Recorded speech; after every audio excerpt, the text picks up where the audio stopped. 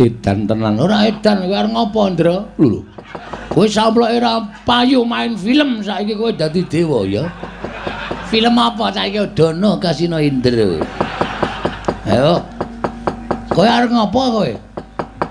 Ulun ora nrimake lamun kita ngamuk ana ing Kayiwangan, ngerti yo. Iki Kayiwanganing Sudarma Ulun. Ulun ki atmajane Iwang Pilun Bathara Guru. Yen nganti kita bakal ngamuk ning Kayiwangan dudu sapa-sapa mungsuhe nanging Bathara Indra. Bagus, bagus. Nyo, tak ide. Dewa kok suwek. Mulai tak ngetkis kok ngisor kuwi iki kelonthong kok. Ngono. Wah, pancen kuwi arepe dhewe to. Bagong edan tenan. Dewa kok dincen lho. Dincen aku ya iso mabur ya padake. Loh, kita iso ngambandir Gantara. Kula ya ora ngerti kok iso klepat iso nututi banter banget adiku lho, Ndra. Loh, adi saka ngendi? Lho, ana sapa? Bathara Guru. Bathara Guru adine Semar. Berarti kowe iki isih adiku dhewe. Sepupu. Hah? Sepupu apa sekempor? Kowe iki omong apa? Kowe ngucalke tumbak to? Ha to? Kena wetengku, kowe mau mati. Sing ngomong sapa? Aku mengetok-etok ben kowe puas. Ning asline ra apa-apa, ndi delok tatune ngono apa? Tatune ngono apa, Gelon? Heh? Tatune ngono apa, Delon? Lho, kok ora ono tatune? Lho, edan. Ora ono. Wah, edan Bagong iki gawa ula. Udu ula iki. Kadal. Kadal jengkulmu.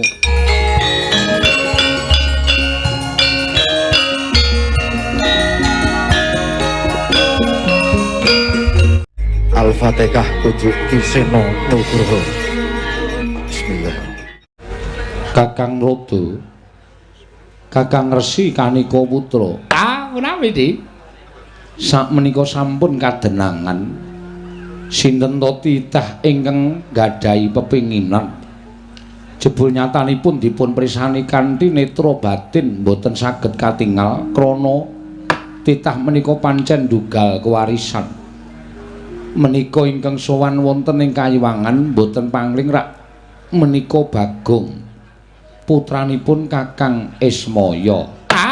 Lho tenan. Perkencang warudaya wak wong.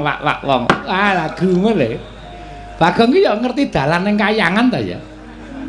Nganti tekan Kayangan barang ki ngopo bocah iki? Di. Nuwun sewu. Nadyan Bagong menika namung atmajanipun Kyai Semar Badranaya, Kakang Ismaya namung nuwun sewu panjenengan sampun prisa piyambak. Jam terbangipun Bagong. Menika menawi panjenengan boten ngatos-atos, menika mangke panjenengan saged kewirangan lho, Di. Inggih, Kakang. Kula badhe ngatos-atos. Inggih. Delah bocah kok nekate ora jamak-jamak iki ya karo sapa ngono lho. Nganti Bagong kok tekanangan ki wigatine apa? Lho ta. Ponokawan Bagong sawise satata nggonmu ngadhep padha raja sak praptamu Bagong. Ponokawan Bagong. Lha ra edan ta iki?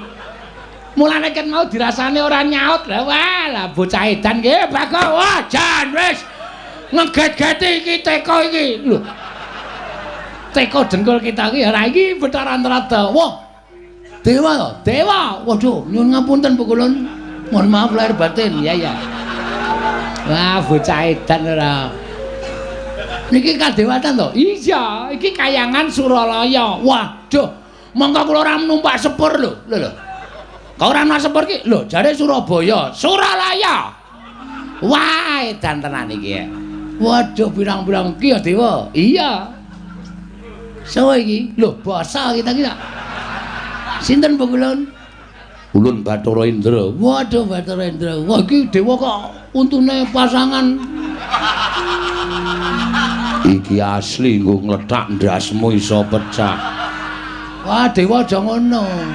Jangan gitu. Beneran apa? Yamadipati. Yamadipati, dewa tukang jabut nyawa. Wedan. Werna-werna. Niki pulen Bathara Guru, dewane para dewa. Lengko kita iki. Edian ora. Hah? Kita iki kandhan-kandhanane Yo, duel yo. Lho. Dewa kok ngeplaki ora. Kita ki lungguh kok. Ngono. Kuwi Sang Hyang Jagat Girinata, Sang Hyang Bathara Guru, kuwi Sang Hyang Manemaya, sesembahaning titah sak Madyapada. Lah kok kita dilajikan tanpa tata krama. Sembah sujud kula kula. Iya Bagong ora dadi ngopo. Kulun ana apa? Astanipun sekawan. Berarti bojone loro. Ora Bagong.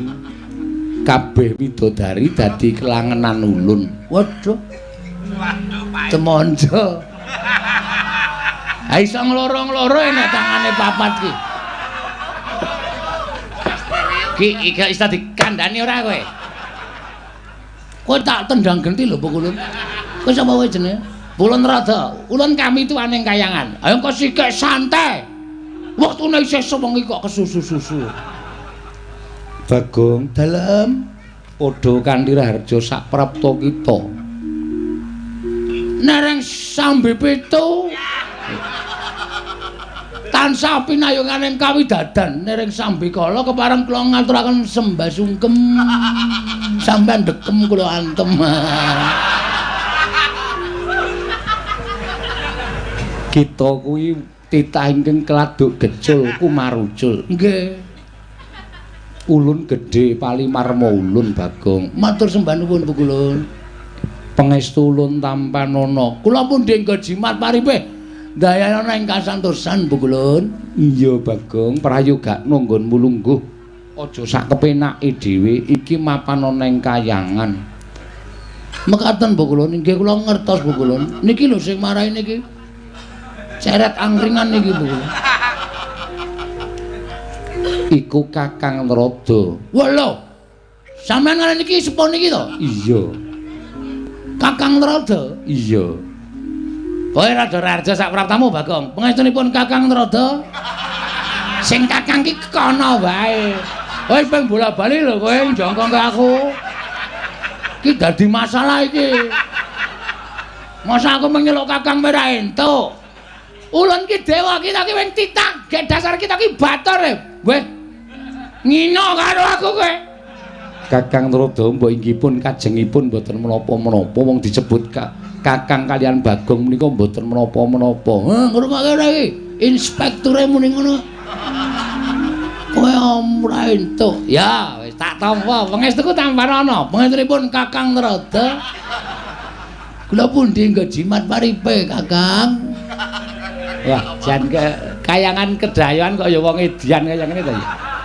Wah, kudune titah ki sing apik-apik kaya to sing cuwan ki Janaka utawa Kresna ngono kuwi ya dadi ketok apik. Sepisanan sowan kok Bagong ki njur maksude kepiye coba? Kakang Narada? Mbah. Ampun gresula Kakang Narada. Ampun emosi Kakang. Niki mengke padha karo mengko limbukan Kakang Narada. Dua bintang tamu yang berbeda pendapat.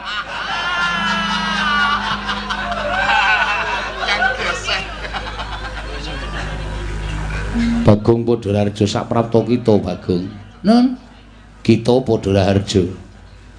Wita sapa? Kita. Kita piye maksude? Pripun kula radong? Kita kuwi padha Raharja. Kene tandane kita ki kowe. Oh, tak tonyo modar wae. Lek ngekaki jeneng Bapak Semari Bagong emang diganti kita. Ngene, kita ki basa kayangan. Oh, nek dewa nyebut kelawan titah kuwi kita. Nek dewa nyebut awake dhewe kuwi ulun. Oh, ngono. Ya. Oh nggih, Kakang Narada. Nesu Kakang Narada iki. Guyon kok njur orang senyum blas. Ora ngono Kakang Narada. Kakang Narada kula aturi sabar. Sampun mboten saged. Bagong kita padha Raharja Bagong. Nggih, Bathara Indra, ulun wilujeng. Ngene tak omongi, sing nyebut ulun ki ming dewa. Lho, ha iki nendi? Iki nek nang kayangan. Aku nang kayangane berarti aku wis menjadi dewa. Dewa 19. Kangen, wong kangen. Ngene-ngene rasane.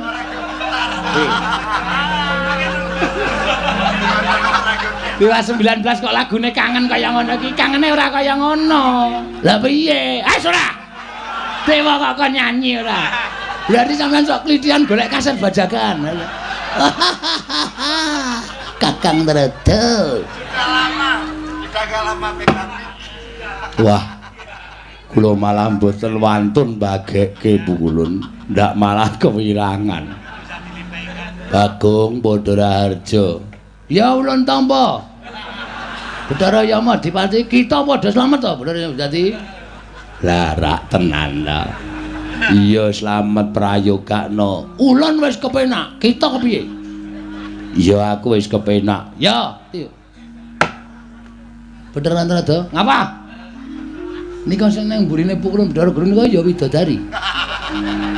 Ayo widodari. Ha kene widodari ana sing elek. Ya muni ayu kabeh. Kae sing gedhe kae ndebombok semono. Oh, widodari kok kepleh-kepleh. Aja ngawur kowe. Ora nyampe penake dhewe ora. Arep kaya ngono kae abdine widodari. Ya wis milih sing apik-apik. Widodari kok luwuk. Luwuk kok jejer dalang.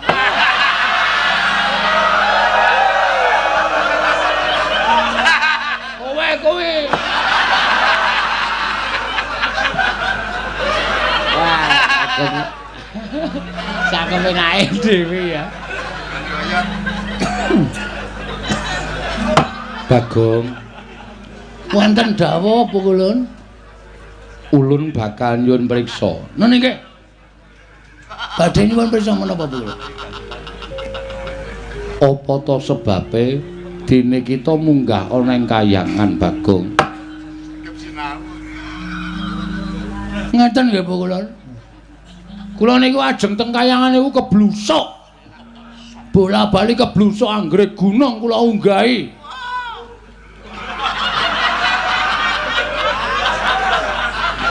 Anggrek gunung kula unggahi jebul dudu Kahyangan. Medhun melih kula. Ketok wonten gunung gedhe tak unggahi. Dudu Kahyangan, medhun meneh kula. Lengung unggah ngrekoso le medhun ming mak plurut. Atrembelane to kae iki. Lah nek ora ngerti alamate ya ora usah tekan Kahyangan. Wah ya kepengin kaya. Wong niate jujuke ning Kahyangan kaya. Kaya apa ora?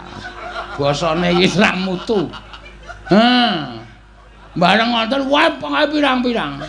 Munggah gunung tekan kok ketemu juru kuncine. Niki Suralaya dudu, iki Gunung Merbabu medhen. Munggah meneh iki Suralaya dudu, iki Gunung Kawi medhen meneh. Munggah Suralaya. Munggah gunung, iki gunung endi? Gunung Ketur, kok ora mblendruk.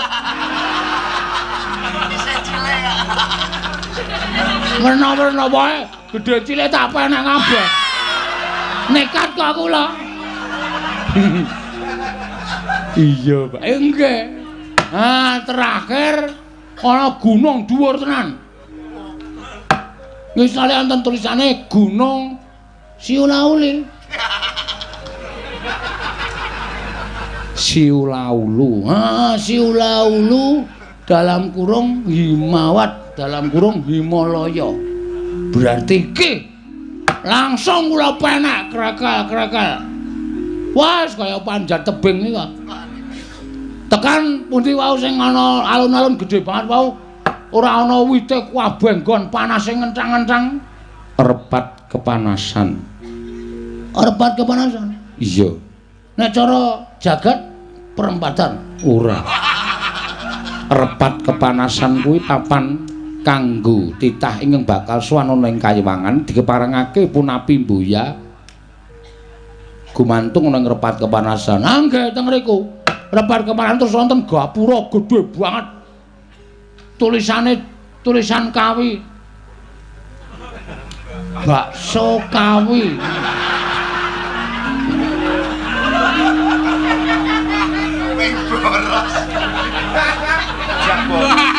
Wah, aja mlebu rawane kula arep dedek. Jejere wonten gepura meneh terusane Suralaya ini jelas jebul ditunggu karo dewa buta loro. Sinten pukulun rada? Buta loro sing jaga repat kemasange Cingkara Bala Bala Upata.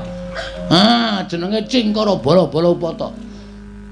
Kula arep mlebu kayangan dipenggak, diatungi gada. Siji nggawa gada, siji nggawa pedang. Aku ki arep kula niku ajeng sowan pukulun Bathara Guru, ora kena. Terus kula langsung megarke epek-epek set ngoten. Mriki mlumpuk mriki. Sampeyan jenenge sinten? Cingkara Bala. Sampeyan jenenge Cingkara Bala Upata. Wah, ciripit gula batu gejepit.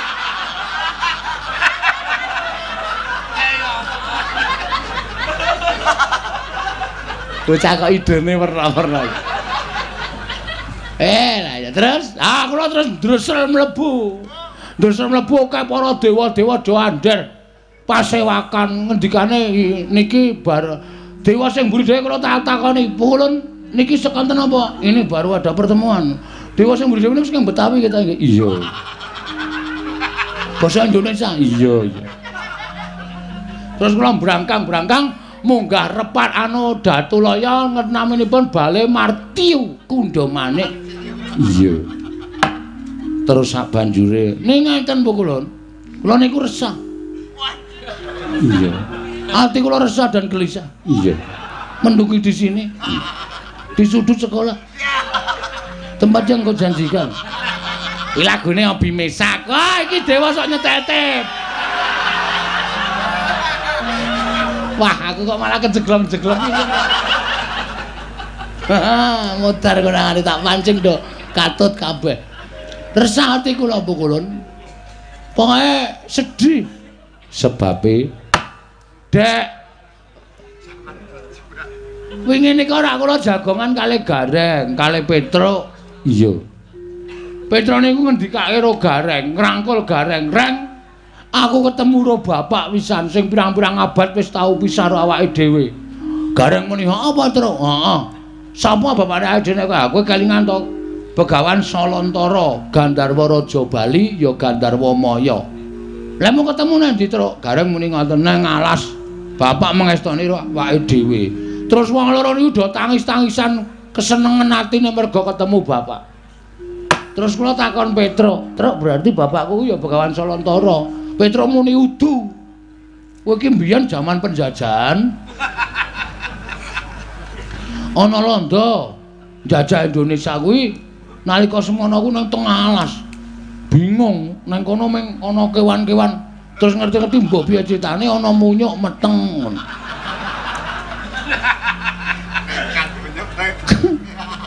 Munyuk iki nglairke pas Semar leledang nang alas. Terus bayi kuwi dopeni jenengke Bagong. Kula kok rada keloro-loro nggih. Maksude pasuryan kula sing kaya ngeten mosok anak munyuk. Kula terus rumangsa kula ora mungkin anak kula namanya munyuk. Terus kula niat kula ajeng gugat teng kayangan. Kula niku ajeng nyuwun prisa Pukulun. Ning mboten priksa lelara lho. Iya. Ajeng nyuwun priksa. Jane asline lho, asline nek Petro Gareng niku dudu anake Semar, niku do ketemu karo bapakne. Lah terus ulun iki anake sapa? Kita ngerti ora, Pukul? Kakang Rodo kados pundi? Lah mutiara ora. Ya, bocah kaya ngene gawe kisruh iki lho. Agetipun dongaken kemawon.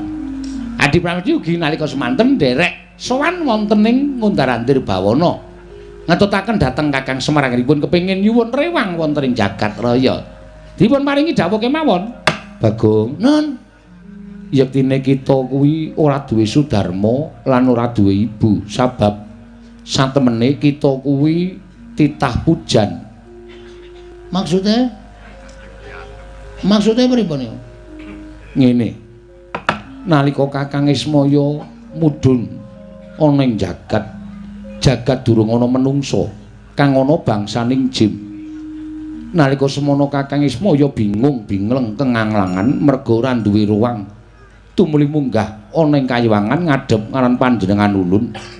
tumuli ulun larapake sowan Iwang Pikulun padha wenang supaya diparingi ruwang utawa kanca nggone mudhunana ing jagat. Nalika semono ayang-ayangane Kyai Semar utawa Kakang Ismaya dipuja dening Sang Hyang Asih Prana. Wekasan wujud kita Bagong, mula kita kuwi kedadean saka ayang-ayangane Semar Badranaya. Kula iya. Dadi kita yen goleki bapak ibu kita kuwi ora ana. Pancen ya ora ana temenanan Bagong. Nek wangsulan kaya ngoten niku ora sak raya-raya kula mendaki Gunung Himalaya. Kula wis tau entuk crita kaya ngoten sing nyritani sapa? Ya Semar.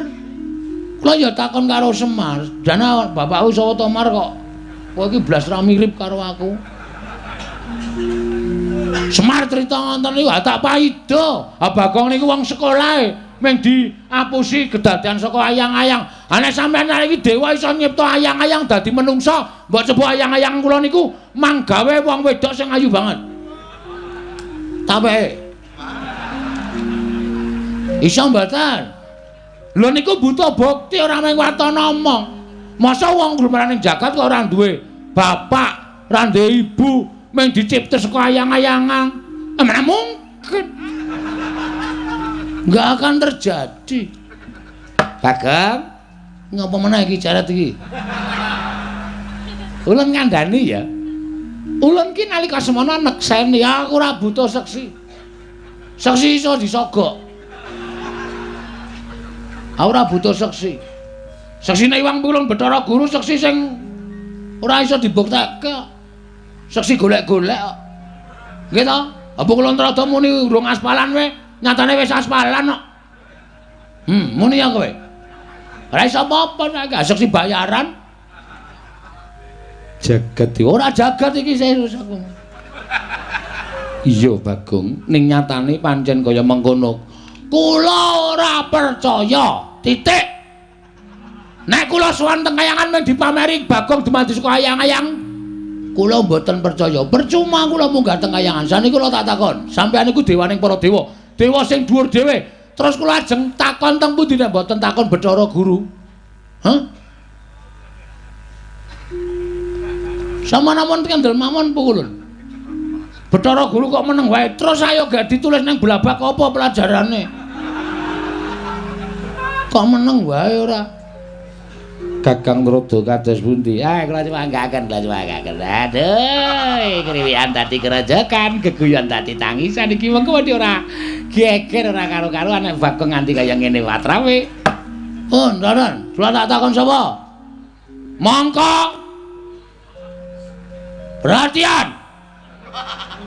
Bocah iki ngapa ta ya? Nek nganti pukulan Bathara Guru gak iso. Ngomong cara apa meneh iki? Menjelasno. Sapa to? Bapak Inyong Warataya. Mau etan saiki bali kulon. Ngawur banget. Wis tak antepi niating tekadku. Rawe-rawe tak rantas. Malang-malang tak putung. Trima Bagong modar ning kayangan ra masalah. Tegesan. Kok tegese piye? Tegese aku ora seneng, nek tegesan nek isih dawa kula seneng. Wong golek tegesane kok pamerke nang kene ora. Tegesan tegese kita bakal ngraman kayangan. Apa boleh buat? Nek Pikulun mboten ngerti. Bapak kula sapa? Kula mung dapusi asal saka ayang-ayang. Aku ora trima. Tantrimane Bagong sampeyan ngerti nek Bagong nesu. Pirsa ta? Siji, Bagong nek nesu mesti bengok-bengok. Loro, panganane kancaku tak entekke kabeh. Iki Bagong nek nesu. Niku mula ngati-ati. Nek kula wis kebacut nesu, wah wis niki kriwikan dadi grojokan, geguyon dadi tangisan. Sampeyan ajeng mengandalkan sapa nek sampeyan ra iso paring dawuh, bapak kula sapa? Niki napa? Dewa sing nang mburi kula niki. Kula leboni selang jog banyu tumpangke kompor modar jeblok dhewe. Dewa kok ceret ngene kok dupeni. Edan ta. Iki keplaki wae jajal iki.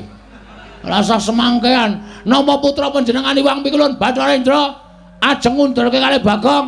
Iwang Pikulun Bathara Guru ramene keterangan bapak kula rawe rantas malang-malang tak putung. Sampeyan ora pantes dadi ratu ning dewa teng kayangan. Mastu sidam sekaring bawana langgeng. Oh, ilahi ngawi gena mastu sidam sekaring bawana langgeng. Sekar mayang. Edan tenan ora edan kowe arep ngopo, Ndra? Lho. Kowe samploke ra payu main film saiki kowe dadi dewa ya. Film apa saiki Dono Kasino Indra. Ayo. Kowe arep ngopo kowe? Ulun ora nrimakake lamun kita ngamuk ana ing Kayiwangan ngerti yo. Iki Kayiwanganing Sudarma Ulun. Ulun ki atmajane Iwang Pikulun Bathara Guru yen nganti kita bakal ngamuk ning Kayiwangan dudu sapa-sapa mungsuhe nanging Bathara Indra. Bagus. Kuwi sing tak karepke. Percuma aku urip ning alam padang nek aku ora iso ngabekti karo wong tuaku, aku ora iso sungkem karo wong tuaku. Ora ana gunane Bagong diuripke ning alam donya nek aku ora ngerti karo bapakku. Pancen tak jarak. Pancen tak sengaja. Tak dudul kanepsa ning para dewa-dewa sing do mapan ning Kayangan. Mergo aku mangkel, aku sedih ning donya kok dewane blas ra ana sing medhun. Ora ana sing takon karo Bagong. Bagong ana masalah apa? Ora ana blas. Ndekno nek sing sedih bendara-bendaraku Janaka, Werkudara, Puntadewa lagi sedih-sedih lae dewa do teng celurut rebutan. Nek sing sedih wong cilik ngene iki dewane ra ngetok. Dewa model apa kok tak takon? Nek sing sedih wong duwe derajat, duwe pangkat, dewane do teka teng celurut do pecisan.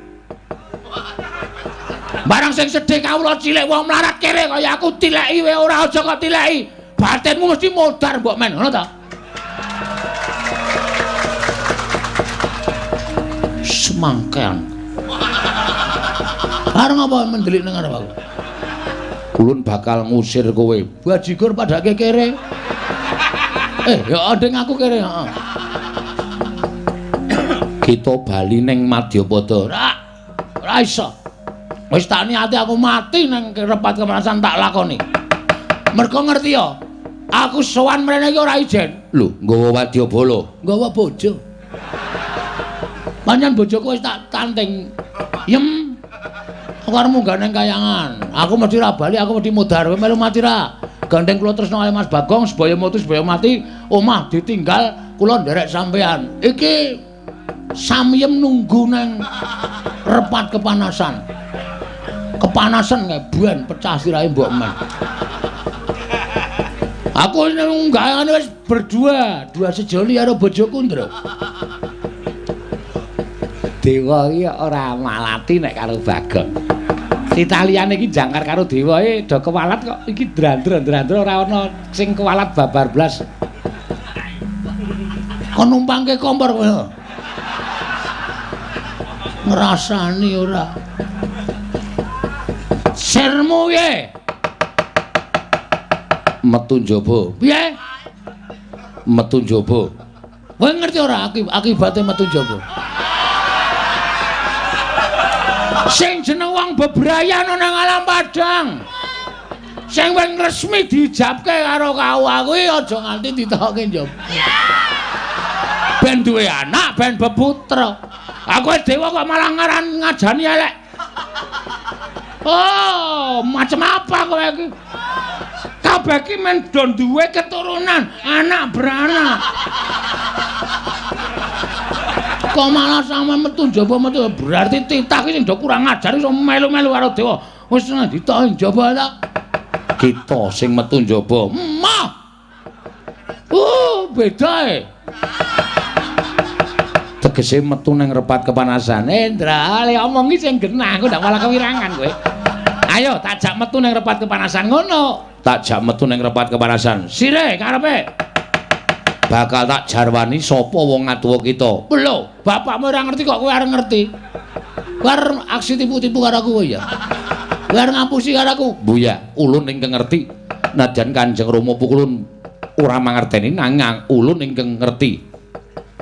Apa mau Hondra? Buya. Buya ya apa Pukulun? mboyai ora. Oke. Nek kowe nganti ngapusi, aku mboya mikir 2 kali lho. Yang dikandani terus kata-katane dienggo. Mesti tak rampungi kowe. Aku wis ora mikir, aku ora wis mboya mikir kowe iki dewa mboya dudu. Pokoke tak rampungi tenan. Ulun Boyawedi. Padha aku ya Boyawedi. Nek ngono ayo saiki dineng repat kemana? Nek nganti kono engko kowe ora ngandani aku aja takon dosa. Ulun Boya bakal petungan perkara dewa apa titah. Ning mesti sira mesti bakal Boya tak wenehi apa ya? Kawelasan.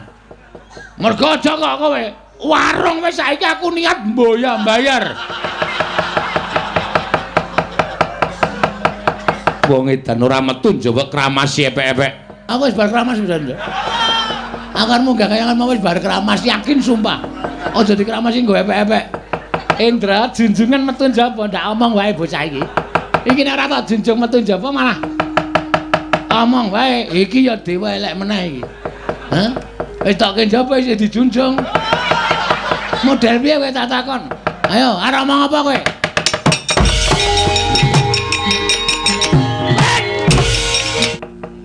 Isih meso ora gelem bali saka repat kepanasan kowe Bagong. Bali nek wis ngerti babeku sapa? Lho. Pokoke aku nek ngerti bapakku sapa, Taunana Windalana aku arep mulih saka Kayangan Bathara Indra. Siji kowe keluputan wani karo Sang Hyang Jagat Giri Pratingkah. Angka 2 kowe ora nganggo tata krama ning Kayangan. Kanthi cara mengkono kita keluputan ora masalah, arta kapak-kapake ora masalah. Iki mau aku entuk dawuh Hyang Pikulun Bathara Guru, ya Hyang Pikulun Jatimurti. Malah kowe bakal jemplungake ana ing kawah Candradimuka. Sapa sing ngomong ngono kuwi? Bathara Guru. Ngarsa dudu. Jare guru ki Den Bagus sing ngarsa dudu. Ning Bathara Manikmaya ya wong tuaku.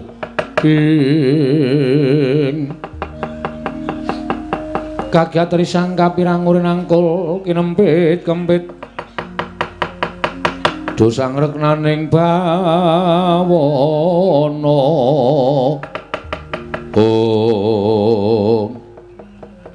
Dadi aku takon bapak ora Bathara Guru ki Bathara Guru malah dawuh karo sampean Bagong nyemplungke nang kawah Candradimuka. Ngono ha. Ya dasar para nyata. Wo, ngerti aku saiki gedhoane Manikmaya. Lho, malah jangkar. Ora masalah, jangkar ya men. Wong tata lair aku anake Semar. Semar iki sapa? Semar iki kakane Bathara Guru. Dadi aku ngelokke Bathara Guru ora nganggo Bathara iki ora masalah. Manikmaya Jatimurti Jagat Giri Pratingkah. Ora apa-apa, ora ana sing malati. Terus ngopo? Saiki ngene, Ndra. Lho. Saya jangkar ya semen, saya jangkar ya men. Oh ya nglarake ati ya omong aku. Sing ngatasi aku ki mung kawula, pengen ngerti wong tuaku kok ora do dikandhani mung jare asale saka ayang-ayang apa? Ora ana menungso kok saka ayang-ayang. Model ngendi kuwi? Padake aku ki wong goblok gampang diapusi. Terus karemu piye? Manut. Cah kendel ditantang. Manut tau. Arep piye model piye? Jotosan oke, ora masalah. Aku ki nang donya iki pasar tak usahase. Aja kok kadewatan. Ora minggat aku tegel karo kowe Bagong. Oke, kula ya tegel karo sampean. Wis ora ana tabete anak Bathara Guru karo anake Ismaya. Anane Mengendra karo Bagong. Neng kene marganing patimu. Neng kene uga kowe bakal ora dadi dewa. Modar sekutangane Bagong. Wah, suaramu piye? Kurang seru. Suaramu kemewat kaya ngregem jimat. Kaya wani dilat Wesi Abang. Wah, lah kowe ora ngerti nek aku do buka sulapan. Nek mung Wesi Abang tak dilat bendina ndra tak andani. Dadi rasa gumun, pecah siramu. Ayo, ndajal nek pancen kowe wani karo Bagong.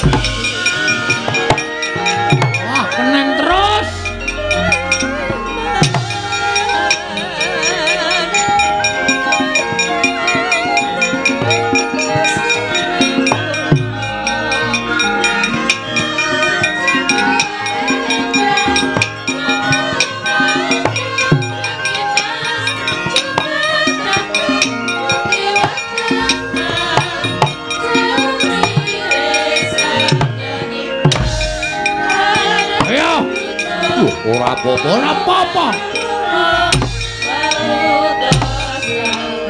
Hai, ngobrol.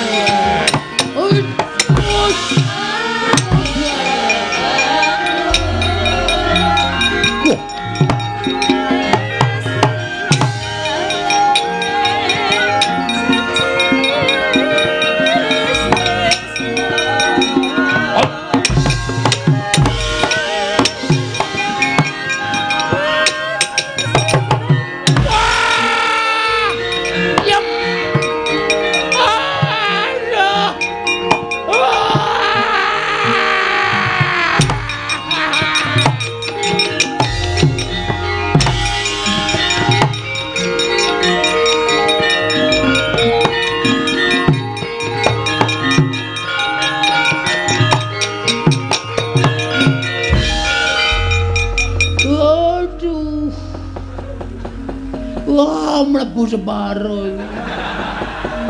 Oh, kerasa tenan. Bathara Indra tenanan. Yem. Wis mulai urang. Aku kesuduk tumbak iki kon wetenge kado. Metu getihe yem.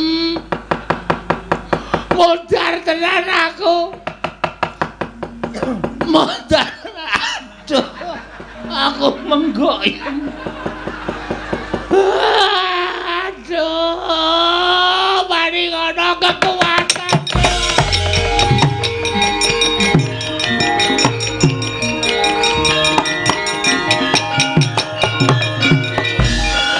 Ucap kacarita nalika semanten kenging pusakanipun Sang Hyang Bathara Indra. Kira Bagong datan saged nglawat nandhang kacintrangkan namung bengok-bengok. Kira Bagong mulat nenggih Sang Hyang Bathara menang.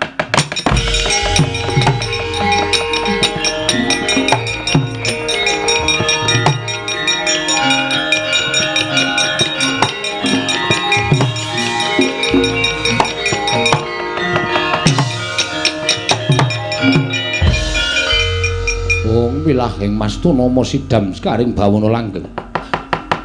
Manik Maya teka tegel timen sira dawuh kelawan para dewa Mulasara kelawan Bagong.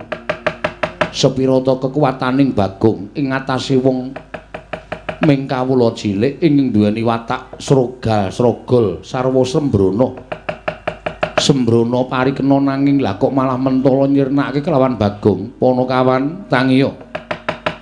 Ulun paringi kekuatan ingkang luwih saka para Jawata. Kita ngamuk ana ing kayiwangan njaluk pituduh kelawan Manik Maya sapa ta bapak kita. Yen ora iso wangsulan, kita ulun menangake ngamuk ana ing kayiwangan para kawan.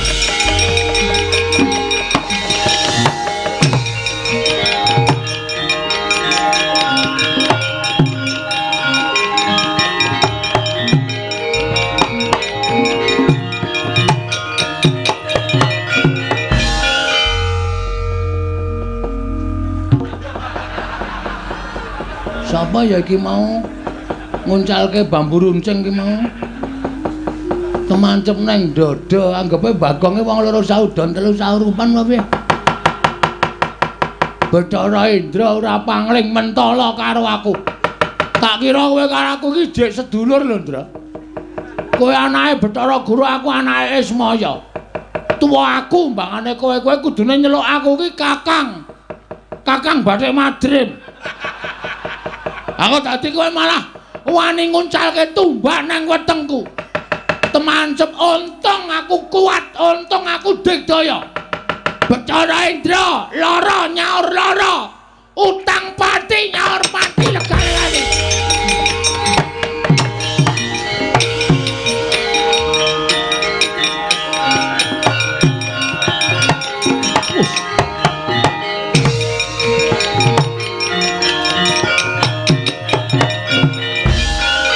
Bagong kok mripate mendonong. Nesu. Kowe iki tak anggap adiku lho, Ndra. Lho, adi saka ngendi? Lho, kowe anake sapa? Bathara Guru. Bathara Guru adine Semar. Berarti kowe iki isih adiku dhewe. Sepupu. Hah? Sepupu apa sekempol? Kowe iki omong apa? Kowe ngucalke tumbak to? Ha to? Kena wetengku, kowe mau mati. Sing ngomong sapa? Aku mengetok-etok ben kowe puas. Ning asline ra apa-apa, ndi delok tatune ngono apa? Tatune ngono apa, Gelon? Heh? Tatune ngono apa, Delon? Lho, kok ora ono tatune? Lho, edan. Ora ono. Wah, edan Bagong iki gawa ula. Udu ula iki. Kadal. Kadal jengkulmu. Kowe mentala karo Bagong. Padha karo kowe wis mentala karo pati urip gunggung apa aku ngeman karo Japel. Dra. Ngopo ora dendani? Pengrawite bingung munine nggo endi. Oh, ngene iki dis ngono iki. Nyang.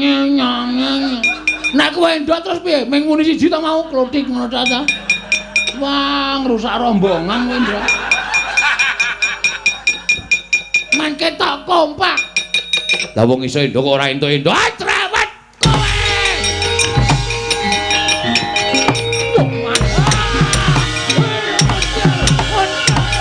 Ayo, amos ora mrate ben kanca-kanca.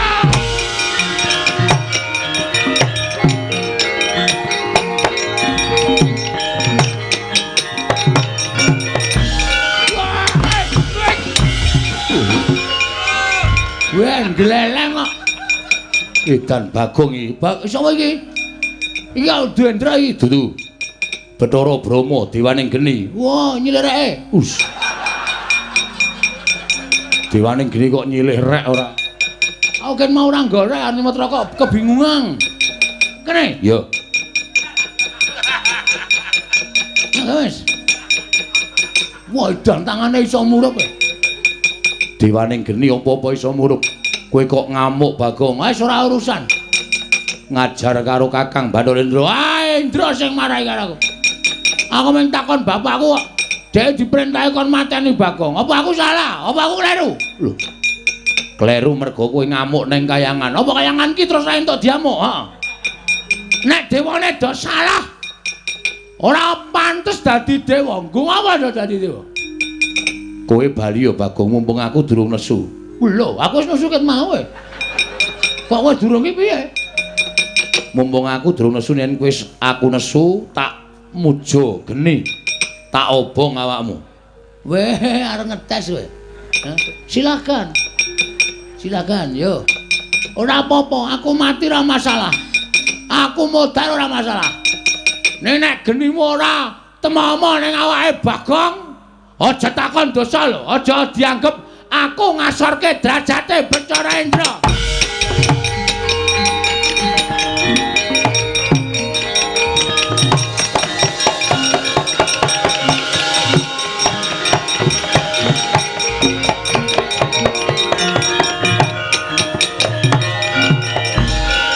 Mati gosong. Ora bakal bisa nglawat. Ayo Gagi, sambato dikandani ngeyel. Halo. Piye kowe ngomong apa? Kowe ngapae genimu ki ngapae? Lho ora apa-apa disawang. Rambuté ora ana sing kemritik mboko siji kok. Padake gampang kobong. Kowe tegel karo aku, Brahma. Geniku tak baleke nang kowe. Mati ya. Ayo kowe.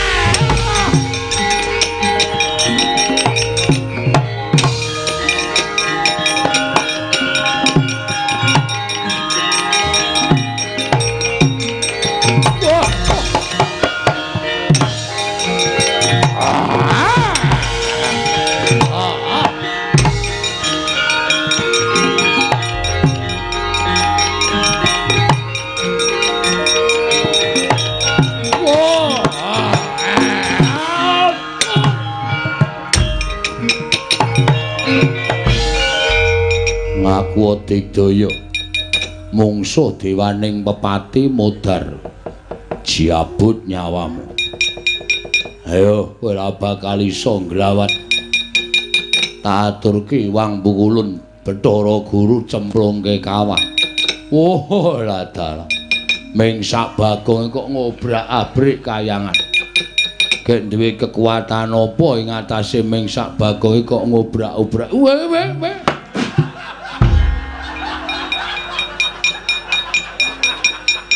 modar.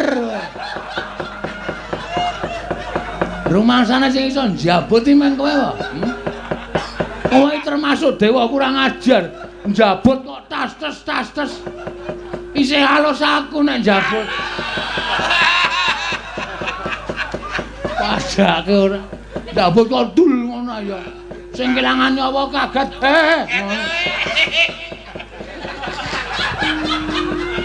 Njabut ki ya trunyu ngono ta. Sing kelangan nyawa ki ikhlas. Njabut kok dul ngono. Ayo iso. Apa kowe? Lah tak baleke nyawamu ya Madipati. Modar wis jabut genti. Dewa sang udit ora ya? Alah tisu basah minan. Oh, paling menggo raup paling. Dewa gawane ming tisu basah. Wah, ya Madipati ya sembrono.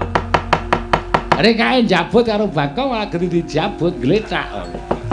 Wis ora taya kowe. Mati ora kowe. Ya Madipati aja kaya bocah. Kita kuwi dewa kena lara ruputing pati tangi ngger. Tangi ora rasa dipethake Bagong tangi aja kaya bocah cilik ya Madipati. Ora.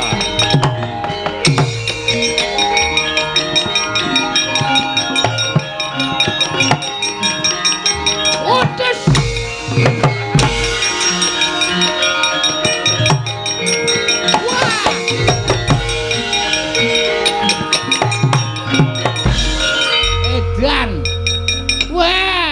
Kaget aku ketemu karo Bagong mripate mendonong. Wah, nek ra mlayu cilaka iki. Nek ra mlayu mesti kisruh mergane. Wah. Cilaka tenan. Wah, anak Semar nek wis nesu ya ngilani. Gugu karepe dhewe. Alah mesake. Dewa kok cawete suwek. Wah!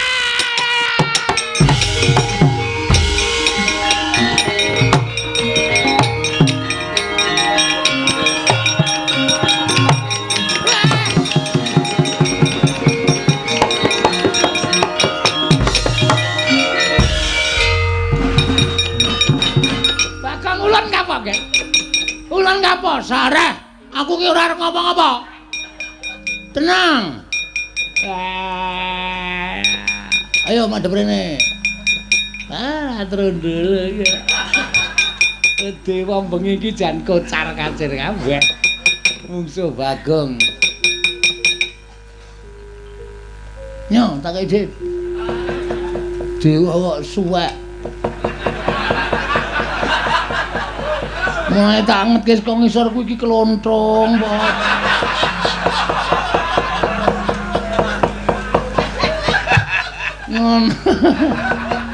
Wah, pancen kuwi karepe dhewe. Bagong edan tenan. Dewa kok dincen lho. Dincen aku ya iso mabur ya padake. Loh, kita iso ngambandir Gantara. Kula ya ora ngerti kok iso klepat iso nututi banter banget. Lha niku teng awang-awang niku gumun lho. Aku kok iso mabur ya? Lho lah. Saka dayane apa? Aku ya ora ngerti, Tro. Nera-nera dengkulmu kuwi. Wah, lah elok tenan ya. Mboten elok niki pancen estu niki. Pripun? Wah, ulun ya ora ngerti sejatine ngene ya tak kandhani kuwi iki bener. Bener. Yen kita kuwi dumadi saka ayang-ayangane Semar Badranaya. Aku mau jawaban kuwi aku enggak mau.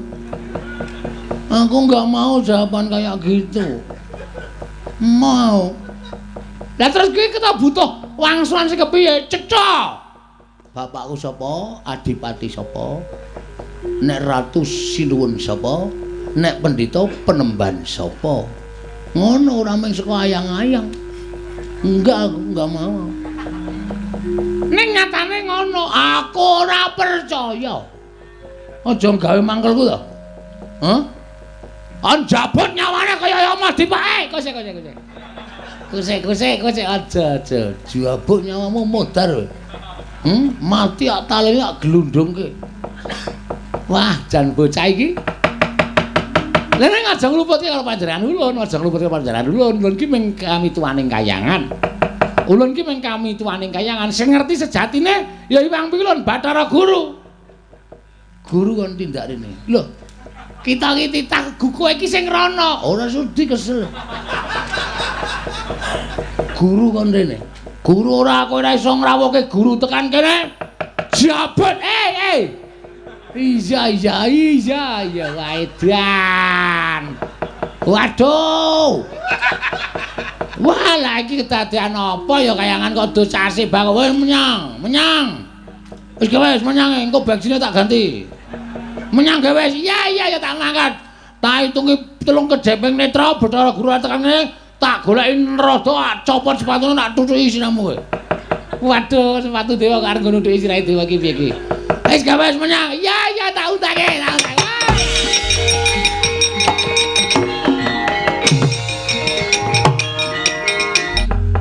Bagong, Nun. Destun temen ing atase amung derajating kita kok ngosak asik kayangan kaya mangkene. Nek kula ora diwarahi namun kula bakal marahi kula. Putra panjenengan Sang Hyang Bathara Indra mentala kalih kula. Ngendikane didhawuhi kalih sampeyan nek Bagong ora gelem bali Bagong kon nyirnake. Ngono, ha. Mergo kita ngorak-arik kayangan, kita wis keluputan jejering titah wani munggah ning kayangan. Sowan kula ora apik-apik to pikulun. Ha, pikulun. Kula mung pengen ngerti bapak kula niku sapa. Kula gugat teng kayangan niku pengen ngerti bapak kula sapa, siapa. Ulun wis crita, kita kuwi kedadian saka ayang-ayang. Ayang-ayang meneh. Aku ora percaya, kula mboten percaya nek kula kedadian saka ayang-ayang. Kula rada niku wis ngendikake kala wau sadurunge sampean rawuh mriki. Kita kuwi kedadian saka ayang-ayang. Wis ora percaya. Nek sampean ra tekan iki pulun rada tak jambut nyawar. Kocek. Aja ya Bagong aja. Ulun boya ngerti. Ah, berarti sakniki wiwit detik niki kok niti. Wiwit detik ini pukulun Bathara Guru lereh sing dadi dewa. Percuma sampeyan tak takoni bapakku ora ngerti. Alah dene ngundange dewa kuwi ngerti sadurunge winarah. Ngerti marang mobah musik ing titah. Mana kenyataannya? Sampeyan tak takoni bapak kula ora ngerti kok ngerti kahanan jagat iki njur. Piye wis aku tak takon? Hah? Aku kudu piye? Di ngatos-atos lho, Dik. Ngatos-atos.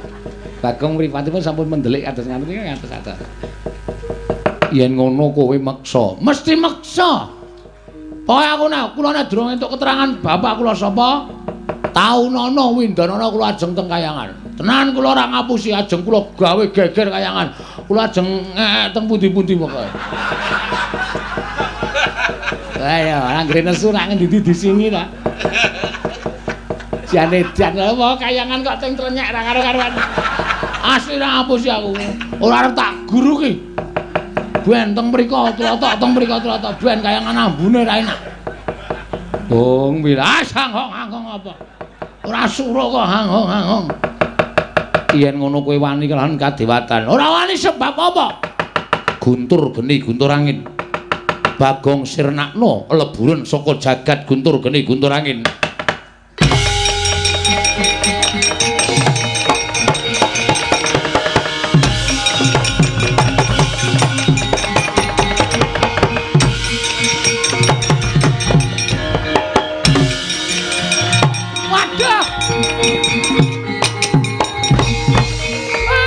Ora edan niku.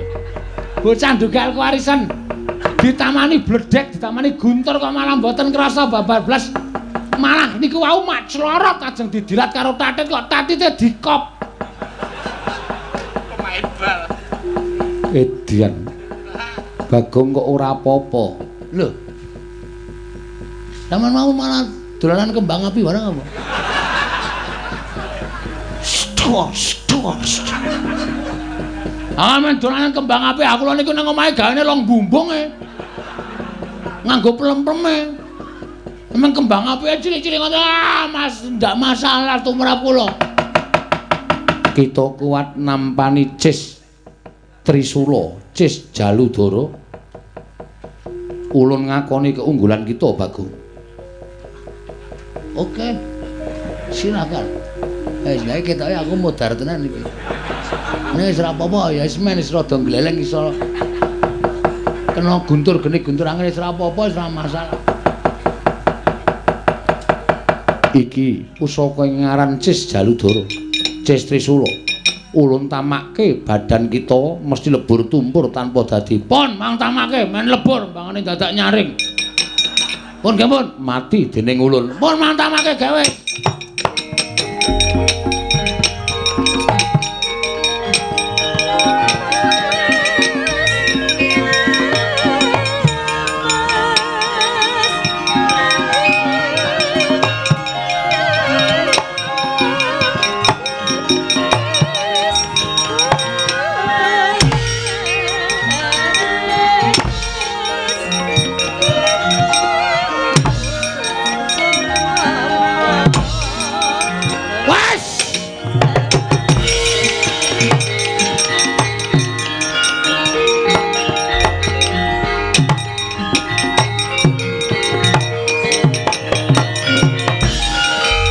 Tetep dadi masalah iki.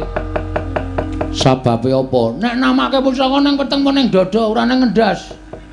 Ki potong aku petak ki. Asem iki. Ayo tak potong kaya Ronaldo. Kok dicowes nganggo gaman, marai berset petak iki. Wah, wis samyem pangling ki. Kok pun kados mboten Ronaldo, Kamas, ana cilaka iki. Kowe gawe nesu ning Bagong kowe. Ayo pusaka meneh sing tak tamake. Ora-orane bakal tak tinggal loncet. Aduh Kakang ketiwasan.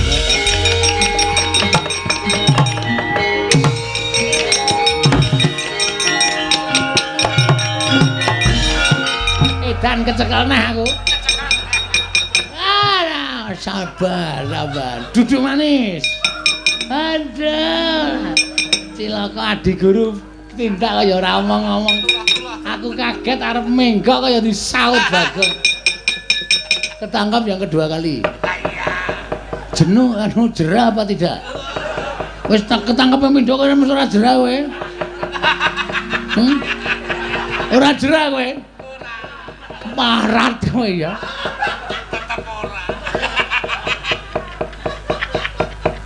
Wis ketangkap dua kali mesti arep bertindak yang tidak senang. Kosek aja gawe dredeg aku. Aku ki ra melu-melu. Sing nibake guntur geni guntur angin mau adik guru, sing nibake Cis Jaludara mau ya adik guru. Aku ngerti ta, kita ngerti ta ulun mung teko nang mburi. Ora melu apa-apa ketok sikep ki. Iki terus aku kudu piye pukul Antarada? Aku harus bagaimana? Kita arep takon bapak kita marang sapa meneh wong Bathara Guru ya ora ngerti. Kudune guru ngerti. Guru ki sing gawe rapot kok ora ngerti. Ulun ki jane seneng ngomong karo kita. Ning kita ki nek jak omonganmu di blender dono, blender dene. Ora dicekeli kok. Ah mesti blender dono, blender dene. Nek dicekeli ora bakal blender. Ngono kuwi. Ngene gemantung karo sing dijak omong. Gelem nyekeli apa ora? Aduh piye? Hah? Ulun mboya ngerti. Mbok obat ngono. Ngomong karo watuk ora ngombe obat ora. Wah, ya wis ben ya. Terus piye kula kudu piye?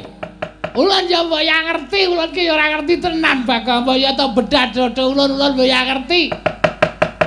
Wah, wis kudu nandi meneh. Pukulun Bathara Guru mabur kaya ngono. Lah kowe arep nututi piye? Lah kok sik kita iki ra ya iso mabur to. Kaya mau kita ki nututi ulun mabur. Woi, jandeng lali aku. Wong Mas Tunama Sidam Skaring Bawana Langit. Ora nyono babar pisan kadewatan ulun asor merga saka pokal gawene Bagong. Ing atase mengpana kawan kaya ngono lah kok malah ngidapi-dapi temen kekuatane. Ulun meh wae kewirangan. Bagong mbaya tok endhake pepinginan kita. Aja kaya mengkono, ulun ora bakal bisa nyembadani. Ulun wis ngomong apa saknyatane. Wis paring pangandikan saknyatane bab asal usul kita. ning kita ora percaya. Ulun kudu kepiye meneh? Kula ning nyuwun keterangan.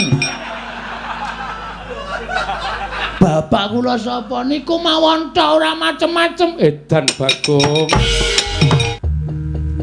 Ya anake sapa ya ini klitian iki? Aja ngawu gawar ngawur Bagong. Kita kuwi mergane bisa digdaya, ulun ingkang ngemong raga kita. Kita dipatrapi sarta ditibani pusaka saka Bathara Guru ora apa-apa iki merga saka ulun. Nek saiki kita ditibani pusaka mesti mati. Wah. Panjenengan sinten Bu Ulun? Ulun Sang Asih Prana. Asih? Iya. Kok lanang? Ulun Sang Hyang Bathara Wenang. Oh, Sang Hyang Bathara Wenang sing nggih pondhong kula nggih. Iya. Kita arep takon apa Bagong ulun ingkang bakal paring wangsulan. Kula niku mang bingung pengen ketemu ale bapak. Bapak kita Semar. Lho. Bisa tak kisruh sisan kene. Kula niku wis ngerti nek bapak kula Semar. Nek ning anu wangsulane bapak kula niku Semar kula ora dakal kedarang-darang tekan mriki. Bagong dalem ngene. Biyen nalika Manikmaya kadereng lan kepingin dadi dewaning para dewa wekasan atur pelapuran ingkang ora sak mestine kelawan Sang Hyang Bathara Tunggal. Bathara Tunggal kuwi bapakne bapak kita. Ya kuwi Semar. Eyang. Iya. Eyang Tunggal. Tunggale teng pundi? Jenenge Eyang Tunggal. Oh nggih. Tumuli Semar dikon mangan pagering bumi ingkang sisih wetan. Ismaya nalika semono jenenge lan Tejamaya ya Teja Mantri dikon mangan pagering gunung sisih kulon. Kekarone padha bubrah ragane wekasan ditundung urip ana ing jagat.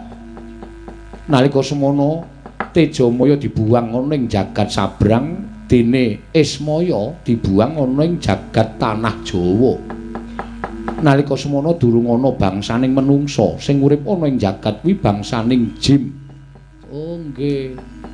Lah nalika semono ulun dhewe ingkang darbe penemu nalika si Manikmaya nglarapake kelawan kadange sepuh ya kuwi si Ismaya sowan ana ing Ngundarantir Bawana nyuwun supaya diparingi ruwang. Nggih. Terus nalika semono ulun paringi ruwang ya kuwi wujude ayang-ayangane Semar ingkang ndak puja dadi wong kang ndugal kewarisan. Tumuli diparingi jeneng Bagong. Mula sak temene kita kuwi anak Semar sing tuwa dhewe Bagong. Wah, ngoten. Iya. Wah. Anggere mulai ngethaki Petruk. Adikku ora masalah. Ning tetep kita ingkang tinemu ragil dadi perkarane kaya mengkono kuwi. Kena ngapa kita ora percaya marang Bathara Guru? Merga Bathara Guru mboten ingkang muja kula. Sing muja kula saking ayang-ayang wujud manungsa niku pukulun Sang Hyang Wenang. Iya, pancen ulun. Nah, nek panjenengan sing paring dawuh kula wis percaya. Ning sak kula pripun niki napa ya bali dadi ayang-ayang melih? Sesuk ana candhake lelakon dhewe Bagong. Oh ngoten. Iya, ulun durung bisa mbabar. Ndak disiki panguwasaning Gusti. Oh, nggih. Wis kita lega. Pun. Alah gene meng kaya ngono nggekno ket sore kok gayange ra jamak-jamak. Dina meng alah wis jan wis. Wis. Iya, pancen kudu kaya mengkono Bagong. No nggih. Kita bali ning jagat merga bojo kita ingkang kita dawuhi wujud Bagong dina samengko dirangket dening Pandhawa sabab dikira kita ingkang ngosakasik kayiwangan. Walah yem. Lemu mbelani karo aku jan lahir baten tenan yem. Nggih kula tak wangsul. Iya, kita mudhuna ning jagat. Oh nggih. Ane le medhon pripun wong kula ora iso mabur. Kita iso mabur merga saka ulun. Lah nggih lah terus saniki kula ora iso mabur le arep medhon pripun dadali. Ulun kita sifat angin supaya aja nganti pati-pati tiba negara Ngamarta Bagong. Sendika tabah ya, Kong. Siap. Wong ra salah santai wae, Tru. Ha iya. Pukulun menika ingkang abdi pun Bagong. Bagong. Wong kang kaya kowe wani gawe rusak kayangan malah samengko bisa gawe srana ulun tedhak ning Madyapada. Kita nandhang luput Bagong. Nuwun sewu, kula niku mboten tumindak napa-napa Pukulun. Kula niku mboten tumindak napa-napa, mboten ngoyak-oyak sampeyan. Kula niku nderekke Ndara Janaka Ali Petra ya, Tru. Heeh. Niki kula nganggo seksi Petra. Ndara Janaka nggih dadi seksi. Inggih Pukulun. Arjuna kita mbuya usah melu-melu. Merga saka pokal gawene Bagong kaya mengkono ulun kewirangan. Wong kang wani gawe wiranging Iwang Pikulun Bathara Guru tetep kudu ulun cemplungake ning Kawah Candra Dimuka. Kula niku salah apa e? Wah Jan, Gong, sabar ya Le. Arep ora salah ning nek kowe ngadhep Iwang Pikulun Bathara Guru ki nyawamu aja karo neng bon-bon. Santai, santai, tenang wae to kowe iki.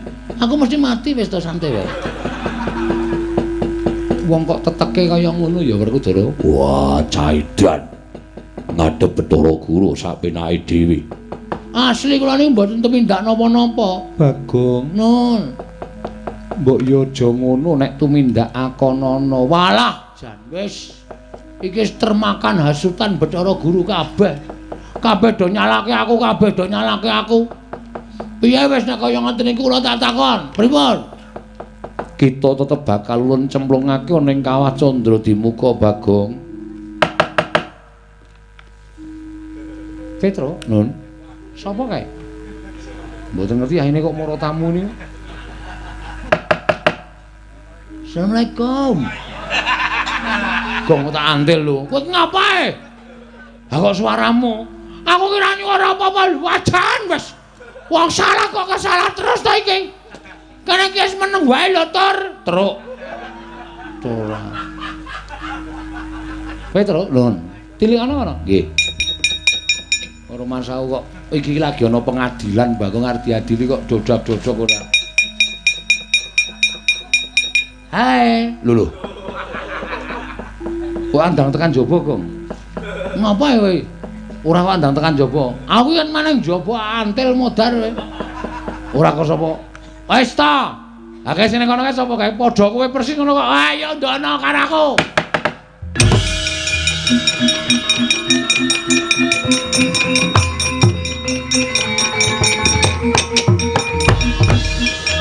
Apa lakon apa kok dadi kembar, lakon apa kok dadi kembar. Petro iki piye kok kaya ngene iki? Wah, edan Petro malah nggawa boneka Bagong. Iki yo ngopo boneka Bagong iki Bagong ing tenan kok. Bagong kok dadi loro. Iki kok malah ana loro apa ana kawan Bagong. Piye? Pukulane sareng nyemplungke aku nang Kacandra Dimuka. Tak rubut lho. Lho kusik-kusik. Aja ngawu gawar ngawur. Iki ndi Bagong sing saknyatane? Yem salima yen aku tak matur ndak rampung-rampung. Nggih ngestaken dawuh ora nyuwara Bagong. Nggih ngestaken. Ah, salin.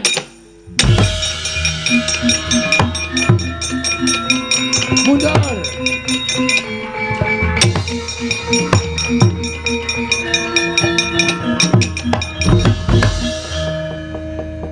Bagong kepiye? Niki kula wau bar sowan Iwang Pikulun padha wenang. Pukulun mboten sak wedi, pukulun mboten sak gila, kula wis entuk keterangan saking Iwang Pikulun Bathara Wenang.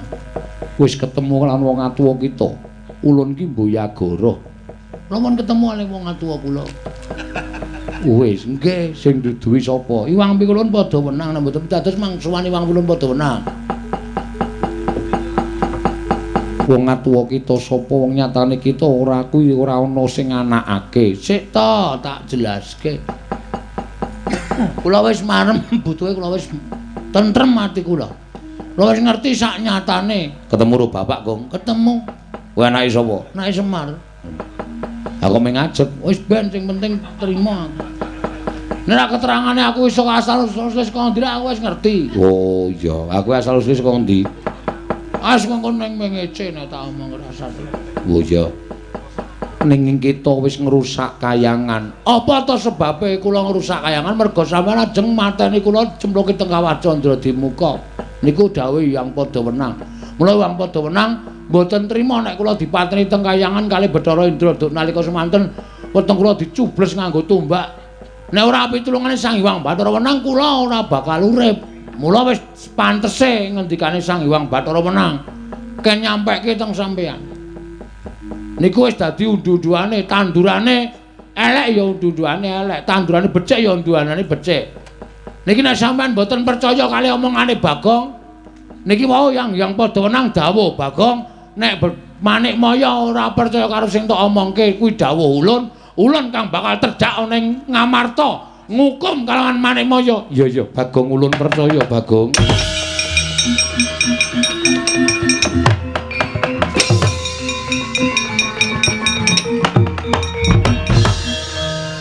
Apa tenan Bagong? Sing endi?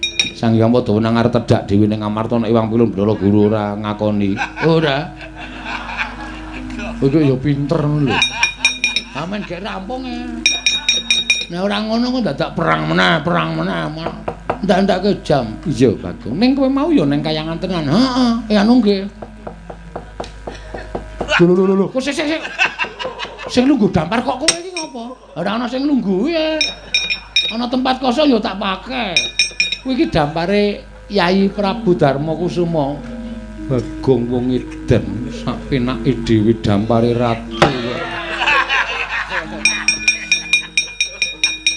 Wis mulai iso gelut iki wis.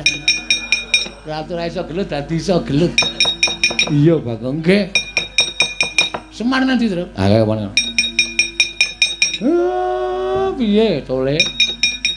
Aku wis ngerti Pak sejatine. Asline tuwa dhewe anakmu ya aku to Pak. Jane iya. Ning mergo kabeh mau kudu nganggo Petruk Gareng tak dadekke sing tuwa kowe sing enom. Ya ora apa-apa. Berarti aku nek sia-sia Petruk ora kualat. Mula kowe ngunek-unekke Petruk, unekke Gareng, ngapak-ngapake Petruk ku tangeh kualat wong jane umure tuwa kowe. Oh iya. Oke. Tunggu besok malam. Kok njur ngancam besok malam barang wis kene wis rampung kok iso besok malam. Sia-sia karo Petruk aku. Sia-sia karo Gareng. Ora kualat ya, Mir. Iso. Aku wis marem, Pak. Nggonku gugat ning kayangan wis ditampa karo Sang Hyang Jagat Girinata lan wis dinehi keterangan karo Sang Hyang Padawenang. Alhamdulillah, aku wis ngerti asal mula bukaku, Pak. Tetep aku nderekke bapak tekan jaman apa wae, Pak.